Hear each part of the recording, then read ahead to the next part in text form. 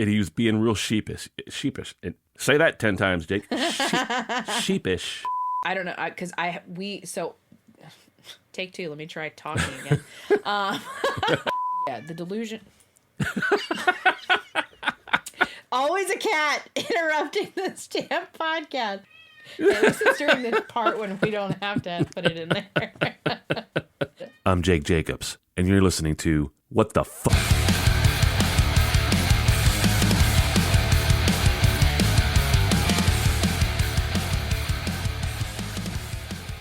Okay, episode 2. We are a week in, and Samantha is back. And some news with that is Samantha is going to be one of my co-hosts. There's going to be a couple, but Samantha requested to be a co-host, and I said, fuck yeah, let's do that. Hell yeah. Samantha, welcome to episode 2. I think a couple people have been listening to this. What do you think? I think a couple people have. I mean, I've shared it with friends and family, and for the family that doesn't understand podcasts, they'll be listening to it through mine. So I listened to it a couple times on my own account. But yeah, I've been sharing it. People have been enjoying it. So let's talk about recent what the fucks. Over the weekend, I have a neighbor that really loves to use his leaf blower. And not just for blowing leaves. He uses this thing year round. Now, when I'm not doing podcasts with Samantha, I also narrate audiobooks. Now, I live in a suburban neighborhood. I don't have a nice recording studio. And that leaf blower has frequencies that will seep through concrete, brick, foundation, and find its way through my microphone, and it creates this high, whiny noise that is impossible to get rid of in recordings. Well, I could get rid of it, but it would take away some of my voice. Right. So I always wondered, what is he blowing, for lack of a better term? Can I ask, is he boomer aged? No. He is Okay. He is my age. We're probably like dead even. So he's a Gen Xer. I only ask because my mother is boomer age and she loves her leaf blower, and she takes that thing out and she leaf blows like the driveway and the back patio like every day if she could, multiple times a day. Well, my neighbor has this beat because I watched him do this. He was washing his wife's car, and then he was using the leaf blower to dry it off. I kid you not. Nature will take care of that. I whispered, what the fuck? You're like, excuse me, sir. There are other people in this world that have things to do. Like, what if you had a sleeping baby? Is it really that hard to use like a chamois or something to, or just let, I don't know, the sun dry it? He has created another use for a leaf blower that I didn't know existed. I mean, I guess he's just using like the poor man's version of going to like drive through car washes where at the end they just essentially giant ass leaf blowers that blow your car dry. But in suburbia, come on. But that's just one thing that I caught him doing. So I don't know what else he's blowing. So that's just one thing. They have ducks and chickens in their backyard, so he may be blowing the chicken and duck poop all over the place. I don't know. Ugh. God, I hope not. Making that shit literally airborne. Ew. Yeah. That's how bird flu happens. Yeah, you got that right. There is a new crypto that is somehow worth like 700 million right now. Would you like to know what it's called? Is this the Hawk Tua girl? No, not that one. That one. No. Yeah, I'd like to know. Fart coin. Fart coin. Fart coin. 700 million, you say? 700 million. Just came on the market. It's worth 700 million. Okay. Fart. Like, I couldn't, from an accounting standpoint, if I had a client that was like, yeah, all my money is in crypto, and be like, oh, which one? And you said fart coin to me, I would laugh you out of my office. Yeah, I got to jump on that fart coin. And that just sounded weird coming out of my mouth, by the way. Right? What a wild thing. Like, yeah. And the fact that it's worth as much as it is, I'm like, most crypto, when it first comes out, a lot of times the valuation will be wild for the first week or two, and then all of a sudden it'll drop. So I'm anticipating that in the next week or so, it will probably drop, because I can't imagine that it gets to the level of actual Bitcoin unless people are just doing it for the memes. That's possible. With a name like that's just ripe. Be like, yeah, man, I got that fart coin in the old wallet.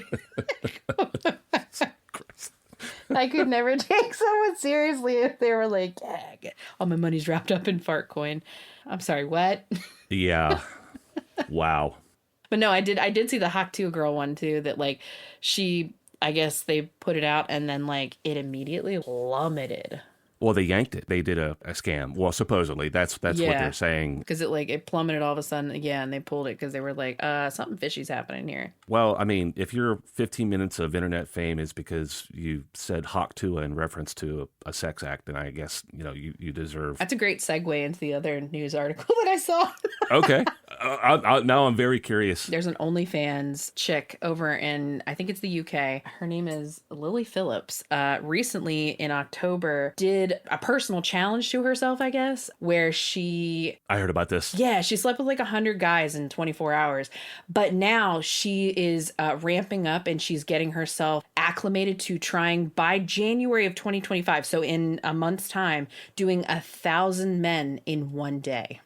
As of a couple days ago, she said she was doing about 300 to kind of start getting herself built up. I mean, I'm not going to shit on any woman's like, you do you, babe, but like, damn, that's a lot. And also it would scare the crap out of me because like, you're saying you're going to do 1,000 men in one day. How can you know that all 1,000 of those men are completely clean? She's trying to break a world record because apparently the record is currently held by, I think it's a French woman, of like 914 men in one 24-hour period. That's a record I don't know if I would want to be famous. Well, I mean, don't know that I would want to break that. Like, I don't think my mentality could handle. I mean, she even said, even after just doing the 100, she was breaking down crying. She's like, I felt robotic. I'm like, babe, you're about to do 10 times that. What do you think you're going to feel after that? well, she was totally checked out after like 10 at Right. least. I'm like, your mental health is going to be like in the shitter after this. I get that you're trying to break a record. Again, I don't know if it's the record I'd be wanting to break. I think I would rather break the stamp licking record or something like before I would tackle something like that. I mean, that was. Yeah, no, mental health in this day and age, like I can't imagine doing something like that and then afterwards being like, yeah, I'm totally 100% fine. Let me go about my day like nothing happened.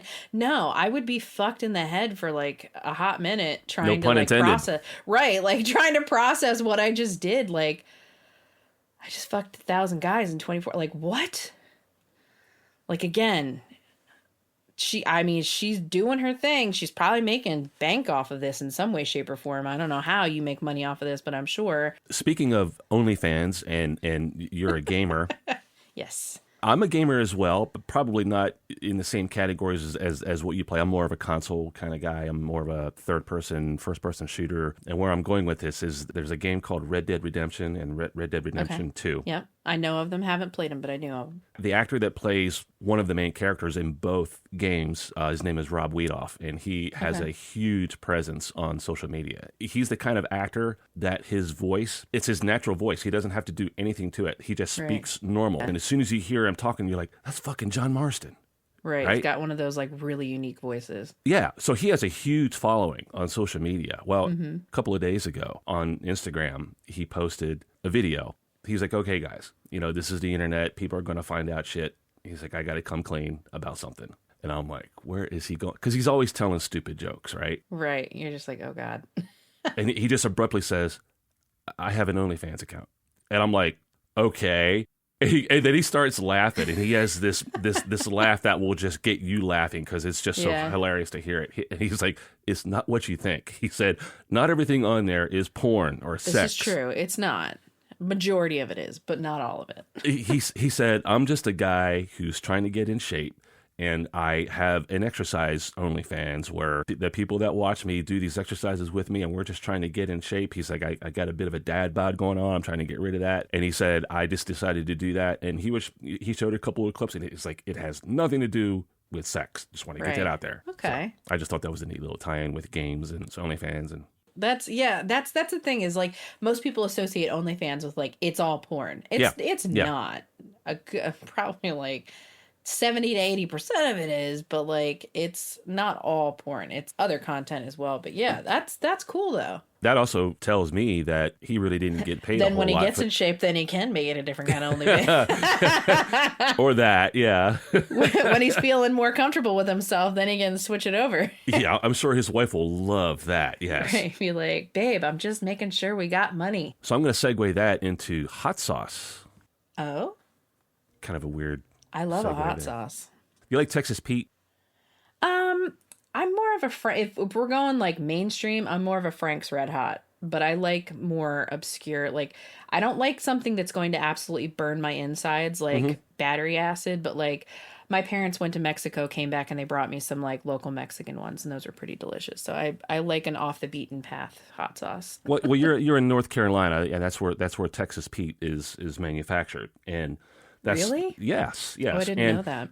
And this is going to be part of the story. So about a year ago, I originally had an idea to do a podcast, something like this. And I was watching the news about this idiot. Well, I better watch how I say that because he might turn around and sue me. But this idiot tried to sue Texas Pete for deceptive marketing because he bought a bottle of Texas Pete. I think he's from California, but he was somewhere else. And he stopped at this place and he saw Texas Pete on the shelf. He had never heard of it. He bought a $3 bottle of it and took it home to California. And when he got home is when he discovered that Texas Pete is not made in Texas. Well, no shit. On the back of the bottle, and I have a bottle right here, okay? Oh, nice. And they haven't changed the bottle, okay?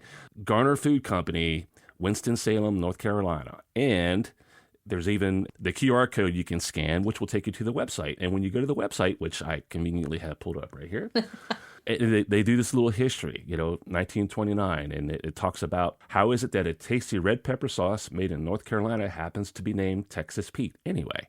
And it completely tells you, hey, Texas Pete is a made-up character that we made up.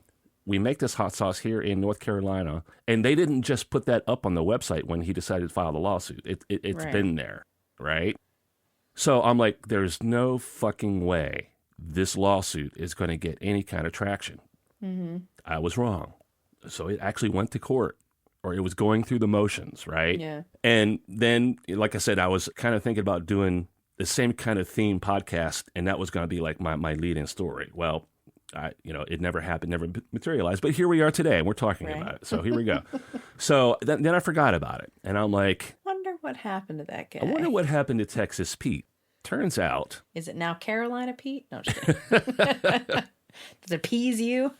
it turns out that in September of 23, he petitioned the court to have the court dismiss the case completely. Like, I don't want to do this anymore. And the court was like, okay, sure, yeah. Probably because Fine. he was being ridiculed for being an idiot. He claims that he was being harassed by the lawyers because the lawyers were coming after him for something that's called a capper scheme.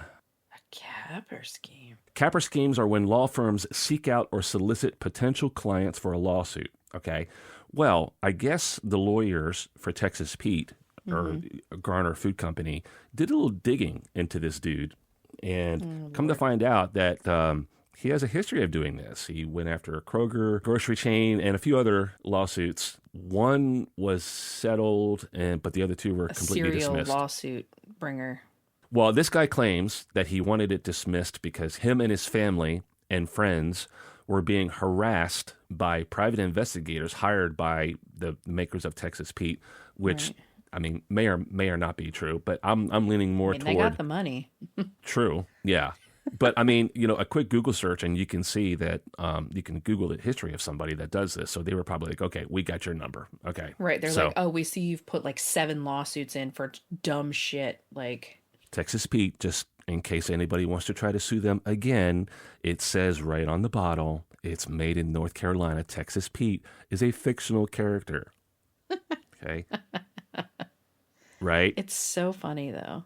What the fuck did you think was going to happen with this lawsuit? Did you think you were going to win? There's tons of articles on this. At one point, he wanted them. I don't think he ever. Well, I'm pretty sure he sought monetary damages, but at one point he Emotional wanted. distress. No, even better. He wanted them to have to change the name of the hot sauce. To what, probably like Carolina Pete. Right. To match with the thing. Be like, no, move your whole production company to Texas so that it rings true. Yeah. Yeah. And his wife was part of the law firm. Oh, of course. Oh, yeah. So I call that my Texas Pete, what the fuck? That is fantastic. Yeah, people, I swear to fucking God. I don't understand it. Apparently, some recent production lines of Stanley Cups, when they're getting heated up by putting hot drinks in them, they're literally exploding, blowing people's faces off. I literally almost just said, what the fuck? And now I said it. Yeah, they're literally like, I watched video. It looks like a freaking bomb going off because Holy it's crap. causing the inner lining to restrict in a way that it's not supposed to. And it's like, it's not all of them. It's just like a recent run of them of like 2 different models that were just, when hot drinks were put in there, it's causing it to restrict enough that the inner lining that's pressurized is like coming loose just enough that it's causing it to rocket out of itself, slamming into people in their faces and their chests, or they're down onto their legs if they're like, it's just, I was like, You know, an exploding cup will probably fuck up your whole weekend. yeah, So, I would be absolutely devastated if I were to go and drink a cup of tea and all of a sudden it literally exploded in my face and made me have to go to the hospital. yeah, that's probably going to leave a mark. Yeah, because you're getting burned by whatever hot liquid's in there, and then you're also getting pummeled in the face by like either a plastic lid or the bottom half of the metal part shooting out and smacking you in the leg or something. Like, one way or another, you're not walking away from that without a scar. Well, at least that wouldn't be a frivolous lawsuit at that point. It wouldn't be a Texas Pete thing. Exactly. But it's terrifying. I was like, there's videos of it all over. People, like, you literally just see them like holding the cup and like just innocuously looking around, then all of a sudden just like it looks like a bomb goes off in their hand. What the fuck? That is truly terrifying. In pop culture, not so much the phrase "what the fuck," but the word "fuck" in movies. But I came across this list. Now, this list hasn't been updated in 7 years, so it's going to be a little dated. But this is from the IMDb website. Okay. Following list contains the English-speaking movies that have the most utterances of the word "fuck" or one of its derivatives said during it. Do most of them include Samuel L. Jackson? Well, Quentin Tarantino movies are featured heavily on this list. So, Samuel L. All right, I got it. Yes. It's his favorite. His is more say. of the motherfucker variant. Right. Yes, it's true. Okay, so I'm not going to go, this is a long list, so I'm not going to go through every one of these, but apparently there is a documentary called Fuck. I mean, right? I would hope it's in there a lot then if it's all about it. And it's got Drew Carey, Billy Connolly, and Bill Maher. So that's a documentary that I have to check out. Yeah, for sure. Let me know where you find it and I'll watch it too. Yeah. The Wolf of Wall Street, I kind of had it. Yes. I knew that I was can going to see be on the that. list. Casino, there was 422 uses of the F-bomb in Casino. That's a lot. Yeah. Straight Outta Compton, 392. I haven't seen that one either. And that was number 8 on the list. But, you know, this was 7 years ago, so I'm sure these numbers have been blown out of the water. In 1990, Goodfellas broke the record up to that point with 300 utterances of it in that, and most of them were from Joe Pesci. Go figure. Not surprising. Yeah. Reservoir Dogs. So now we're getting into Quentin Tarantino. That was 27 on the list with 269 utterances. Dang. Pulp Fiction was actually below that with 265, but most of those were probably from Samuel L. Jackson. Right. They curbed him. Yeah. The Big Lebowski, I knew that one was going to have a lot. There was a recent movie that, in my initial thought to do this for a podcast idea, when I kind of lost that train of thought, kind of got away from it. And then I started thinking about doing it again. And then while I was in that process of like, yeah, I could do this. Like, there's plenty of material here. I watched Beetlejuice. Oh, the Beetlejuice. Really? That's got fucks in it? It has 2, technically. Okay. But it's PG-13. Now, there's some history here. Right. Okay. So when the first Beetlejuice came out, it was rated PG. Now, PG-13 was a thing back then, right? Beetlejuice came out in 1988, I believe. And Great year after I was born. the PG-13 rating came out in 1984. But I don't know how Tim Burton got around the PG rating. I don't know what the details are. But in the original Beetlejuice, he says, ha, some fucking model. It is rated PG. Well, now, Beetlejuice is PG-13. He drops the F-bomb twice, but the second time that he says it, they bleep it out.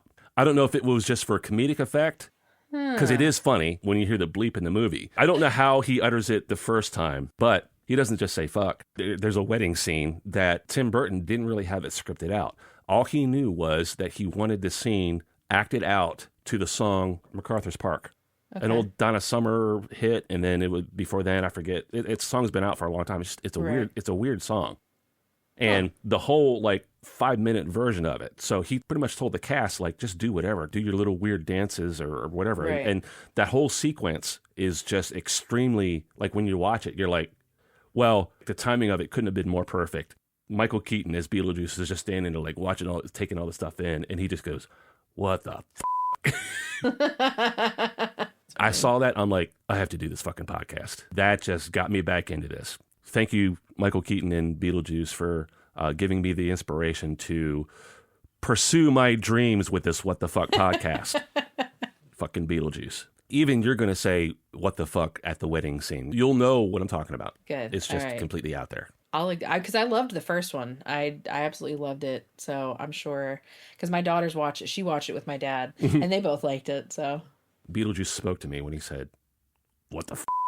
What the fuck? You're like, yes, exactly. That's what it. the fuck? Thank you, Beetlejuice. That was the inspiration. Thank you, Michael Keaton Douglas, for helping me realize my life's passion. Yes. On a serious note to our listeners out there, if you're driving through Tennessee and if you get pulled over, you could get a DUI even if you're sober. Wait, what? Oh, yes. That's a hot topic right now in central Tennessee. Is this a new thing? I don't know how new it is, but it's gaining traction now because people are fighting back. People are getting pulled over for a taillight, for not coming to a complete stop at a stop sign. Whatever the case is, they're getting pulled over. Right. And the cop says, you been drinking? Your eyes look kind of glossy. And What? I smell alcohol. There's a strong odor of alcohol. But here's the kicker. They stopped doing breathalyzers here in central Tennessee because they say that they're not reliable. So what they do is they arrest the person for a DUI, and then they have to take them to the hospital to do a blood draw. And then the blood draw takes sometimes 5 or 6 months for it to come back that there was nothing in their system. And by this time, the person that was arrested has spent thousands and thousands of dollars for lawyer fees, court fees to get out of this. And then they're left high and dry. And then the court just, when it comes back that there was nothing in their system, they just dismiss the case. Well, you would think that's good. It's not good. This person now has a DUI on their record that cost them a lot of money to defend and is still on their record even though it was dismissed. So people think that you did it. What the hell is the reasoning? Are the police getting some sort of like monetary kickback from doing That's this? what a lot of people are investigating. Now the Tennessee Bureau of Investigation, they're looking into it. That sounds like somebody's getting a kickback for every time they do this. Like departments are getting kickbacks or something. Yeah. So they're like every news channel down here, there's videos of people getting pulled over and they're... Remind me not to go anywhere near Tennessee. Well, some of these people are starting to fight back and file lawsuits. Good. And now that they've started filing lawsuits, I don't know who keeps track of where these DUIs are coming from, like what precinct or what cop, or if it's just like one person all the time, or they say that there's no way to track that. Well, that's bullshit. Yes, there is. They You can pull up absolutely every track case that's been dismissed. Yeah, you could literally be stone cold sober, get pulled over for a broken Pay me money. I'll taillight. pull up all them stats for them. Shit. Yep, and get arrested for DUI and spend a lot of money for lawyers, and it will get dismissed. But yet, Somebody's getting a kickback somewhere for something. There's no way that they would suddenly start doing this for no reason whatsoever. There's got to be some conspiracy of... 609 cases of this happening, and it's popping up like almost like every night or every other night. There's Holy there's a new shit. video popping up because what these lawyers are doing now is they're getting the body cam footage. Right. They're petitioning Good. for it. And sometimes they try to block that, and it takes them a long time to get the body cam footage. Well, then how are you going to block that when the whole point of you having the body cam footage is for this reason? Yeah. To cover everybody's asses. Then there's a couple of videos of the body cam footage, but at a certain point, the officer turned off the audio. Of course they did. Now, before any of our listeners get it in their head that I'm anti-cop, I'm not. No, I'm not. I'm not either. I'm anti-dirty cop. When you're a dirty cop, that's one thing. I'm not anti-cop. I have no problem with law enforcement. And I've never had a problem with law enforcement. I've never had a bad interaction with one. So no, I'm definitely not anti-police. I'm just when you're a corrupt police officer, that's fully different. Then I have a problem with you. But not everyone is. Unless your name is Hank Voight from Chicago PD, because he's just a bad motherfucker. Like, I wouldn't even mind being arrested by him. I'd be like, just slap me around, dude. Like, fuck Be yeah. like, please take me. And he's a former Scientologist. Did you know that? Is he? Yes. He was high up in Scientology. Really? Oh, yeah. Is he out now? Oh, he's been out, yeah.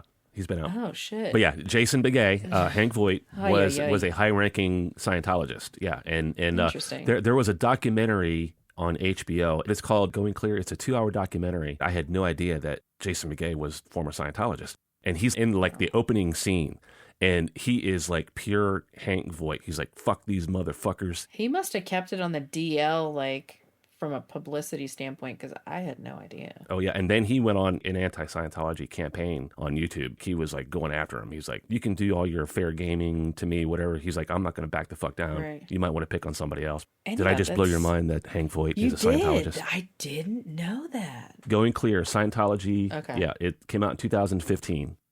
So episode 2 is in the can.